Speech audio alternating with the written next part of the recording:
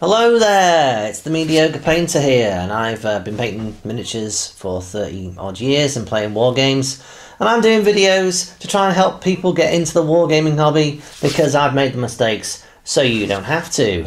So today I'm going to talk about Shadespire, which is a sort of a board game that Games Workshop do, leveraging their Age of Sigmar intellectual property, essentially, and it's basically an attempt to try and get folks into the fantasy realm that they sell in a box set. And it has a sort of board game element and feel to it, but you get tabletop miniatures with it that you can use subsequently in Age of Sigmar. And there is a deck building element to it as well to try and capture people who might be more interested in sort of deck building games, particularly probably trying to capture people who play Magic, because Magic is so dominant in the United States in this sort of fantasy arena. I think they probably think they need some sort of deck building game of some kind in order to try and possibly capture that market and get people who have never ever played these kinds of games before to play them. So, what do we get actually in the box? Well, this box retails for about £40, I think, in the UK, $60 in the United States. If you shop around, you can get it for like £32 or thereabouts. And if you look at the expansions, which are basically additional warbands beyond the two that you actually get in this box set, they retail for like £17.50 in the UK. And I think they're like $30 in the US, and you can look around in the UK, you can get them for like 13 or 14. I think the pricing in the United States is a little on the steep side, even if you factor in the fact that they've got import duties and things like that, because in the UK there's value added tax of 20%, and so if you factor that in, the actual box set itself is probably really, the unit price is really about £25, which is somewhere in the region of sort of, you know, $33 or something. So you think they could sell it for 45-ish, not the $60 price tag that they're actually selling it for. So people do often criticize Games Workshop in the United States, you know, for their pricing, and it's largely because it is manufactured in the UK and it's coming from the UK and you have to pay import duty and all that kind of stuff. But they're getting in trouble because they're losing market share to the likes of Fantasy Flight Games, who are producing some pretty good sort of board games with miniatures and things like that, like Imperial Assault and things like that. But they're making their stuff in China, so they kind of like to circumvent these kinds of problems. Obviously, they've probably got a lower unit cost as well. But broadly speaking, Fantasy Flight stuff translates pretty well price-wise in the UK versus the US. You don't feel like you're being hard done by one way or the other. So what do we actually get in this this Shadespire box? Well, basically we get a bunch of things. So let's start with the stuff that's on paper, shall we? So we get this little book here, which is a chapter from Josh Reynolds about Shadespire, which is the city where this is actually set.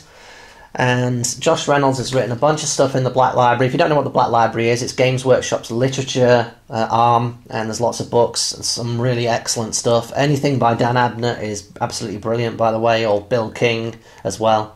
Josh Reynolds wrote a bunch of the Gotrek and Felix stuff as well when Bill King didn't want to do it anymore. His stuff is pretty good. It's not as good as Bill King, I think, but it's pretty good. This is kind of a nice little intro and gives you a little bit of background. If you never played Age of Sigmar or know about the fantasy universe that Games Workshop have, then this kind of gives you a nice little bit of fluff. We then have some instructions here that basically shows you how to push fit the miniatures together. Now, in terms of actually push fitting these miniatures together, I do actually have a video that sort of gives you some tips on how to do that. You can have a look up here. The Thorns of the Briar Queen miniatures are quite delicate. You have to be really careful when you get them off the sprues.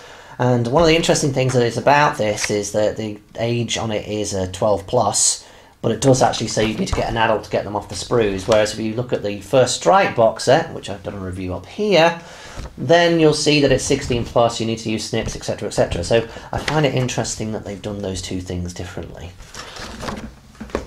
So back to like the actual miniature assembly itself, the chain rasps and the Thorns of Bright Queen generally, the kind of chain rasp models, they are quite delicate, so you've got to be careful when you push fit them together. Please look at my tips video and sort of talk you through what's the best way to do that. But they do push fit quite well together, you know, they're kind of neat and tidy, you don't get gaps and things. The Stormcast Eternal guys here, who are the Stormsire's Curse Breakers, I think is what they're called. These guys are a pain to push fit together because the heads are separate and you have to kind of balance the head as you push the other part of the miniature on to sort of keep them in place. So it's a bit of a nightmare to fit those ones together, to be perfectly honest. And there's no sort of cheats way around it. I think you have to do a little bit of trimming on their sort of head to make sure they sit a little bit better, and maybe just put a little tab of glue there to make sure that that head doesn't move about. They're just a real pain. The head just goes flying everywhere and it's just really tricky to do. That's very, very frustrating. My friend actually put together these Stormcast miniatures, and I did the chain rasp, and I'd done all 7 chain rasps before he'd finished one model, so it just goes to show you how frustrating it can be. So we've got the instructions, like I say, we have this learn to play book, and we have this rule book as well. So the learn to play kind of cuts out some of the rules to basically try and get you into the game a bit quicker. And the main rule book basically has, you know, all the main rules. But even the, you know, the main rule book, to be honest, you know, the actual core part of it in terms of the rules is only about 20 pages, because there's a fair bit of fluff in here, as you can see, that sort of sets the scene, and quite nicely I might add too. And there's a nice glossary as well at the back that sort of describes things too. So this is kind of the Nightvault 2nd edition Shadespire, and the main difference between the 1st edition and the 2nd edition is there's an additional rule set in this about magic. Also, this has got all the updated errata and things like that. So let's talk about the other bits and pieces that we get in this box set. So we get a series of dice. We get some nice white dice, as you can see here. And these are essentially the attack dice. And you get 5 of those. You get 3 defense dice, which are black. 3 magic dice, which are this nice sort of tealy colour here. You then get a bunch of tokens. You get some objective tokens and trap tokens, which are these sort of hexagonal things which go on the hexagonal squares as you play.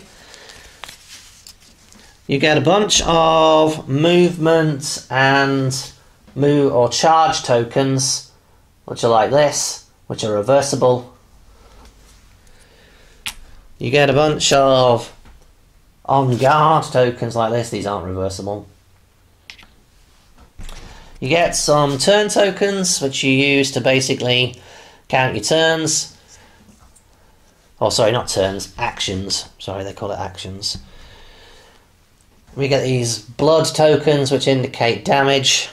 And we get these glory tokens, which indicate you've actually got a point. And you basically play the game to win glory. We then have the individual warbands themselves, and essentially a warband consists of a series of models and their cards, their respective cards, which tells you what stats they have, as well as a series of cards for objectives, which is basically how you get glory, and power cards, which are basically like additional attributes that you can apply to your characters during a particular turn to gain an advantage. And the deck building element of this game is really key to how it actually plays. That is the flexible part of the game. So, unlike a lot of other Games Workshop games, the warbands themselves are fixed. So in a lot of other Games Workshop games, like you might have played Kill Team or Shadow War Armageddon, whereby you have a faction like Dark Eldar or Eldar or Marines or whatever, and there's a points tally, and you agree that you're going to pay like 1,000 points or 100 points or whatever it is, and each model costs a certain pointage. So you get some flexibility in terms of what you can pick and that kind of thing. You don't have that here. The warbands are fixed. And that's a good thing, I think, because it kind of, if you want to try and introduce people and make it a bit more board game like, I think that's a good thing, because you're leveling the playing field a little bit. And the flexibility in the game is basically how you build your objectives deck, how you build your power deck, and also, of course, how you actually play the game, based on the cards that you actually are dealt. So we have a look at the miniatures that you actually get. There's two factions here, well, warbands. First warband is the Stormcast Eternal guys, which are Stormsire's Curse Breakers, and you get 3 models here. You get Averon Stormsire, Amis Dawnguard, and Rastus the Charmed. And these guys basically all have some magic ability. They're all magicians, basically. Hence the reason why we have rules for magic. And if we look at what we get in the old the old rivals, as it were, the Thorns of the Briar Queen, we have the lovely Briar Queen herself. We have a series of chain rasps. We basically have 4 chains rasps, but they do actually distinguish themselves fairly considerably in terms of the way that they look. I do like the one who has his head missing, I must admit. I think that's pretty cool. And then we have Varklav the Cruel and the Ever Hanged.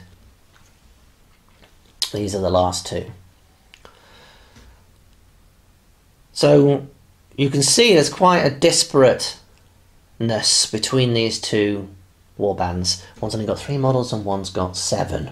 So you look at that and you go, okay, there's quite a big difference there. How does that mean it actually plays? Well, the way this game plays is you have a series of rounds, and basically in those rounds you can move your guys around, or move an attack, or go on guard, and then you basically can then play a power card. Your opponent can then play a power card, and it goes around like that with 4 actions in each round, and then that round is over. You then get to the ability to discard cards and pick up new cards and things like that.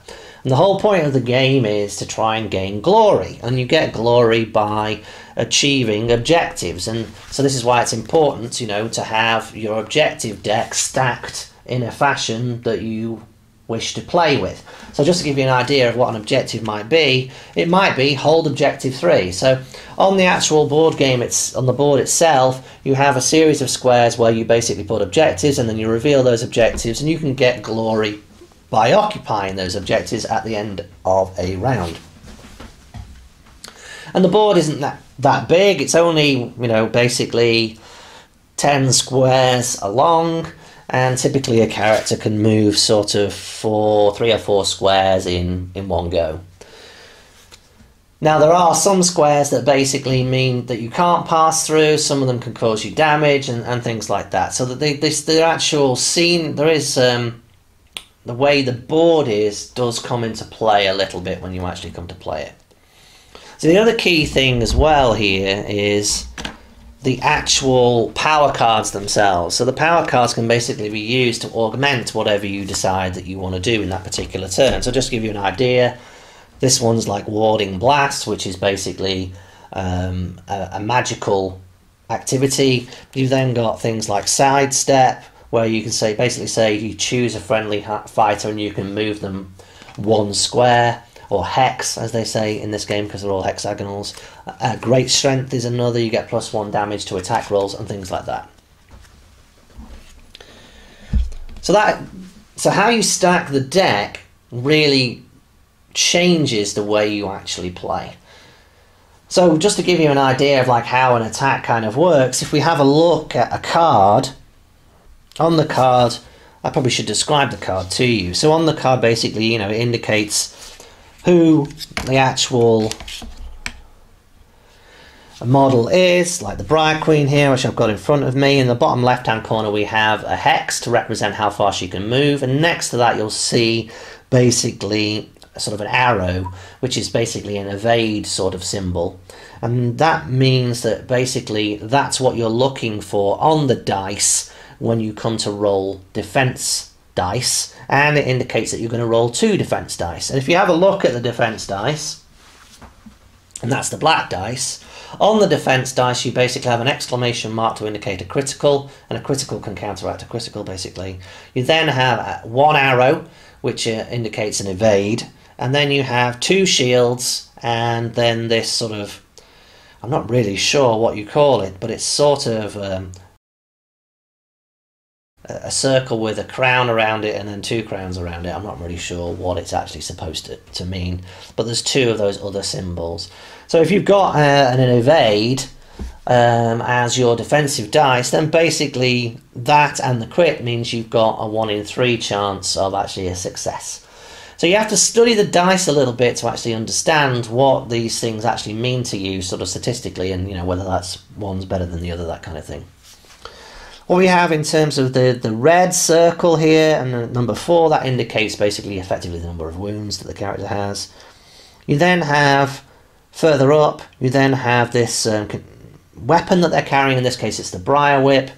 The hex means what's the range of that particular weapon.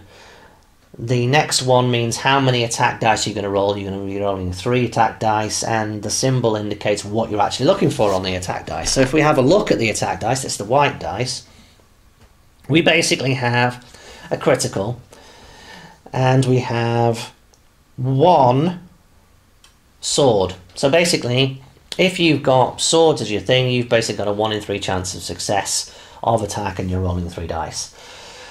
The critical element is kind of cool. I like the way the critical element works in this. So basically, if you roll a crit and somebody rolls a successful defense, then basically that crit still goes through, which I think is really cool. It's a nice way to actually play it, and sort of means that rolling a 6 like you would do in the old days actually means something, but that can be counteracted by an additional crit in defense. So it's kind of cool. I like the way that works. It gives it a nice dynamic, especially if you're rolling first to attack and then somebody's rolling defense and you've rolled a crit. It's like everybody knows that they're in trouble. I kind of like that. It's good. And also on this dice, if we have a look, we've got hammers as well, and there's 2 hammers appearing. So it works in kind of a similar way to the way the defense dice work, except you've got hammers and swords rather than shields and evade symbols. And then the final thing here, which is the sort of the star, if you will, is basically the damage that weapon's going to do should it succeed, and that would be 2 wounds in this particular case.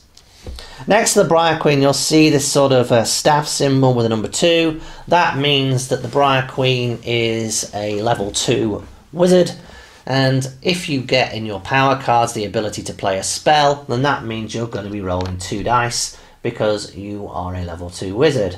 And these dice work in a very similar way to the others. These dice have basically on them a critical, which would be a success, and they have this swirl, 2 swirl symbols, and 1, 2, 3 of the sort of lightning symbols on them. And different spells require different symbols in order for them to succeed.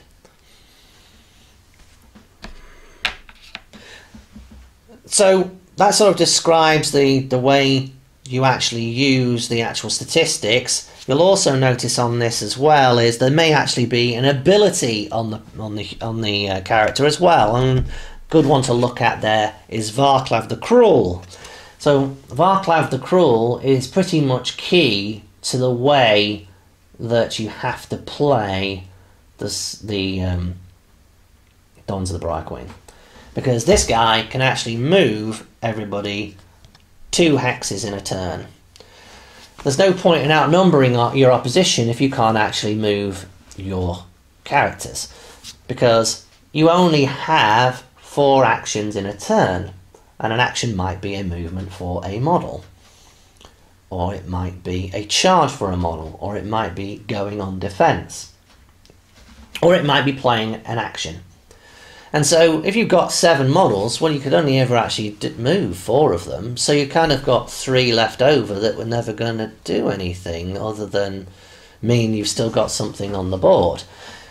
And the thing is, when you first play this game, you have a natural tendency to play it like it's a skirmish game, which is, I've got to annihilate the opposition. That's what I've got to do. And there's actually a lot more to it than that. If you want to win this game, you really need to pay attention to the objective cards and winning glory. And that doesn't necessarily mean that smashing your opposition into dust is going to win you the game. And this is key to actually being able to play this.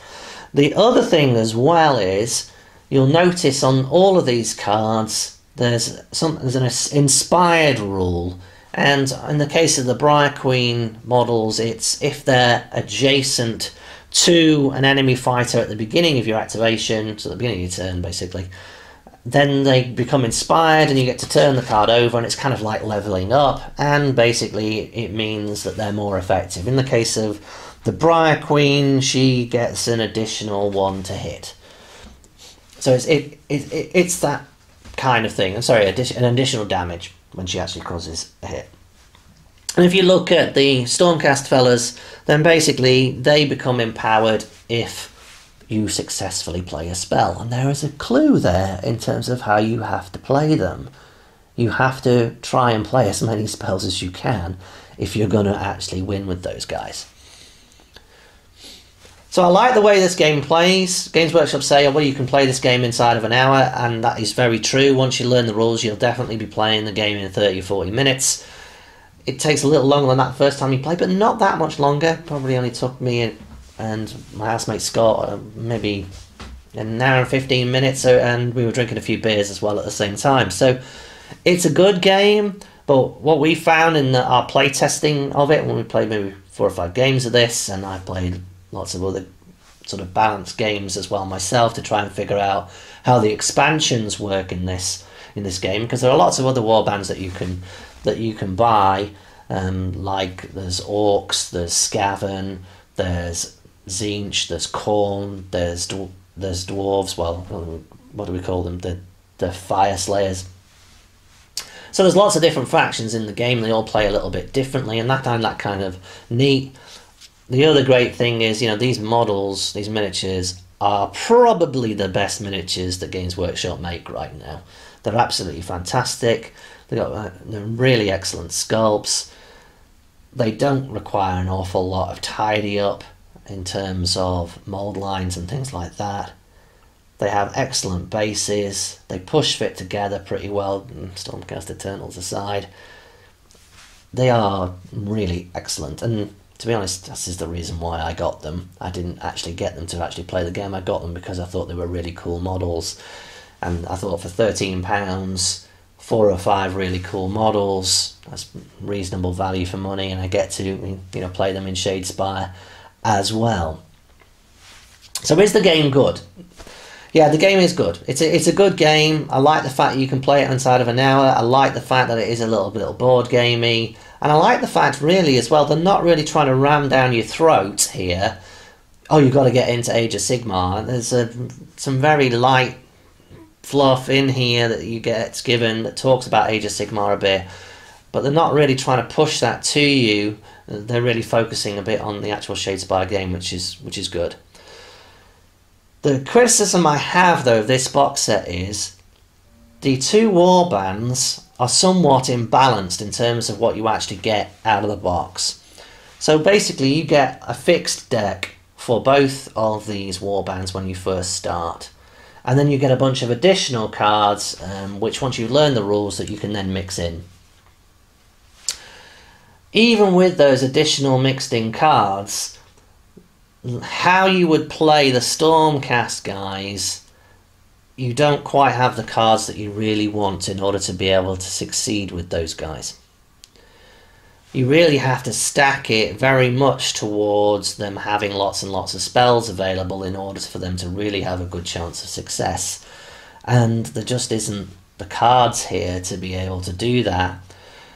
And also, there's no guides in this given here that sort of gives you an idea of how you're supposed to play the warbands. Obviously you can go and look online and all that kind of stuff, but it would be nice to have a few sentences or a few paragraphs that just describes that, because it's very clear that if you just play it straight up and down, not thinking about it, like move and attack, not thinking too much about the way you play power cards and things, the Stormcast dudes are going to have a very hard time to win, because they don't have the numbers to occupy objectives like the Briar Queens do. And so they've got to play for glory in a different way to the Thorns of the Briar Queen. The Thorns of the Briar Queen need to really stack things with occupying objectives and things like that, because they've got the numbers and they can move everybody in one turn. And they actually can hit pretty hard in numbers because they've got the numbers too. And their evade characteristics pretty handy too. So they're actually a pretty tough side, I think, the Briar Queen. And there's a imbalance here, because having those 7 models, if you realise that Varklav the Cruel is key to that warband, you'll have a very, very fun time battering the hell out of the Stormcast guys, because they involve a little bit more nous in order to play well. So in the sort of games I've played against a real person, we've never had the Stormcast guys win. And simply because of the numbers and the fact that there's only 3 of them can make it difficult sometimes to actually use all 4 actions in your turn. If the cards don't go your way, and things like that, then you can be in a spot of bother, to be perfectly honest.